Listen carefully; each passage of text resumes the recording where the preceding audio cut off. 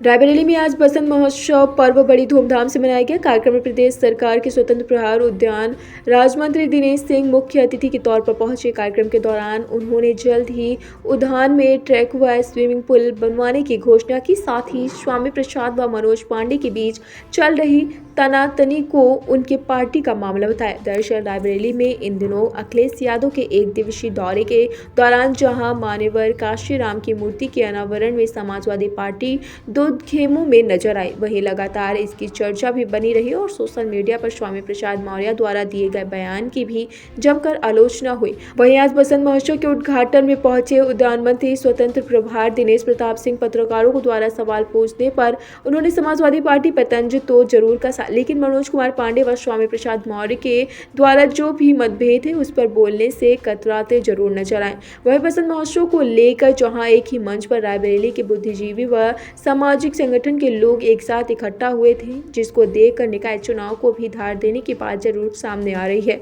क्योंकि वहां पर मौजूद समस्त 24 वार्ड के सभासद व प्रमुख रूप से बुद्धिजीवी व सामाजिक कार्यक्रमों में आगे रहने वाले लोगों का जमावड़ा भी दिखा। तो यह कहने से गुरेज नहीं करनी चाहिए कि पंचवटी परिवार निकाय चुनाव में अहम भूमिका निभाने वाला है और 2024 की तैयारी में जिस तरह से भाजपा पार्टी बूथ स्तर पर हर बूथ को जीतने का प्रयास कर रही है, उसमें रायबरेली से दिनेश प्रताप सिंह की यह शुरुआत कही जा सकती है। मनाया जा रहा है, क्या है? बसंतोत्सव शहर के लोगों के द्वारा एक किया गया कार्यक्रम है। हम लोग इस चीज़ को महसूस करते हैं बसंतोत्सव में या बसंत के आने पर या सब ऋतुओं में बसंत ऋतु हमारे लिए उत्साहवर्धन के लिए होता है और इस ऋतु में सकारात्मक ऊर्जा हम लोगों को मिलती है। तो जिन लोगों ने कार्यक्रम का आयोजन किया, मैं उनको बधाई देता हूं, धन्यवाद देता हूं। भाई राकेश गुप्ता जी को, भाई राम खिलावन बारी जी को और कई लोगों ने मिल करके इस कार्यक्रम का आयोजन किया। मैं उनको धन्यवाद देता हूं कि हमारे रायबरेली शहर में सकारात्मक ऊर्जा का प्रवाह हो, लोगों के बीच में आपसी मेलजोल बढ़े, इसके लिए जो उनका कार्य है ये सराहनीय है। मैं आभार प्रकट करता हूँ। इस उद्यान में कार्यक्रम करने के लिए उन लोगों ने हमसे सहमति की अपेक्षा की थी और उपस्थिति की अपेक्षा की थी, जिसके क्रम में मैंने इस उद्यान में उनके लिए कार्यक्रम आयोजन की सहमति भी दी और मैं उनके साथ सहयोग से लेकर के अब तक मैं उपस्थित हूँ। यह उद्यान जो आज की तारीख में आप सब देख रहे हैं, आगे आने वाले 6 महीने के भीतर शहरवासियों के लिए एक बहुत ही अच्छा स्थान होगा, जिसमें हम मॉर्निंग वॉक भी कर सकते हैं, हम स्विमिंग भी कर सकते हैं, योगा पार्क होगा। इसमें आम की बाग में लगभग 1200-1500 मीटर तक ट्रैक इसमें बनेगा, जो आदमी टहल सकते हैं। रबर मोल्डेड ट्रैक होगा, उसमें म्यूजिक सिस्टम, ओम भूर्भुवः स्वः जैसे तमाम मंत्रों का उच्चारण होता रहेगा सुबह में। ऐसी इस पार्क में सुंदर व्यवस्था होने जा रही है। हमारे रायबरेली शहर के सम्भ्रांत नागरिक आज इस कार्यक्रम में आए हैं। मैं भी उनसे सुझाव भी मांगूंगा कि इसको और बेहतर कैसे हम लोग कर सकते हैं। अगर उनकी सुविधा के अनुसार कोई सुझाव आते हैं तो इस पार्क को हम लोग और सुविधाजनक बनाने का प्रयास करेंगे।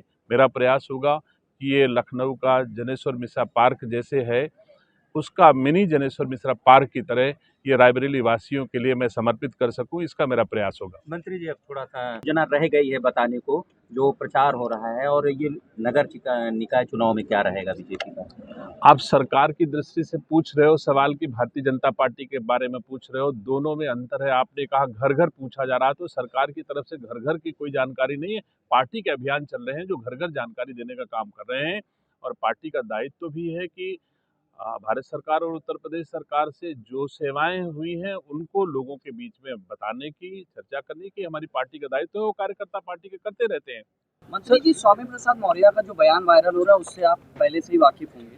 क्या लग रहा है वो समुदाय, जिस समुदाय को बढ़ाने की बात स्वामी प्रसाद मौर्य कर रहे हैं, वो समुदाय और मनोज पांडे जो रायबरेली के ऊंचाहार से विधायक हैं, उनका जो समुदाय है, क्या लग रहा है दोनों के बिखराव का? देखिए, ये उनके परिवार का, उनकी पार्टी के अंदर का इंटरनल मामला है, उस पर मुझे कुछ नहीं कहना है। लेकिन इतना मैं जरूर कहना चाहता हूँ, बांटने की राजनीति नहीं होनी चाहिए, जोड़ने की राजनीति होनी चाहिए। मैंने देखा है उनके कदम अगर रायबरेली के ऊंचाहार में पड़े हैं तो ऊंचाहार में भी बंटवारा होता दिखाई पड़ा है, चाहे समाज के बीच में हो, चाहे दल के बीच में हो। तो हम राजनीतिक पार्टियां लोगों को जोड़ने के लिए बनती हैं, तोड़ने के लिए नहीं बनती हैं।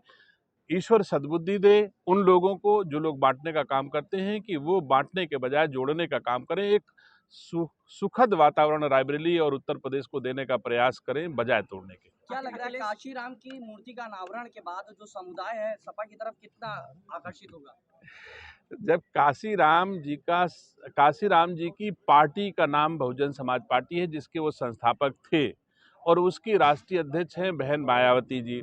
बहन मायावती जी उनके इस कामों से सहमत नहीं हैं, उनकी पार्टी उनसे सहमत नहीं है, उनका कार्यकर्ता इससे सहमत नहीं है, तो काशीराम जी की मूर्ति लगा देने मात्र से उनको क्या लाभ होगा, ये तो वो जाने क्या लगा रहे हैं। लेकिन हम लोग इतना समझते हैं उससे कोई उनको लाभ होने वाला नहीं है। अगर उनको करने था तो बहुजन समाज पार्टी के कार्यकर्ताओं को जोड़ करके अगर उसमें किए होते तो मैं मानता कि कोई कार्यकर्ता मुड़ेगा। वहाँ तो समाजवादी पार्टी का ही कार्यकर्ता था काशीराम की मूर्ति जी की काशीराम जी की मूर्ति की स्थापना में केवल समाजवादी पार्टी के कुछ कार्यकर्ता रहे, उसमें भी डिवीजन हुआ है।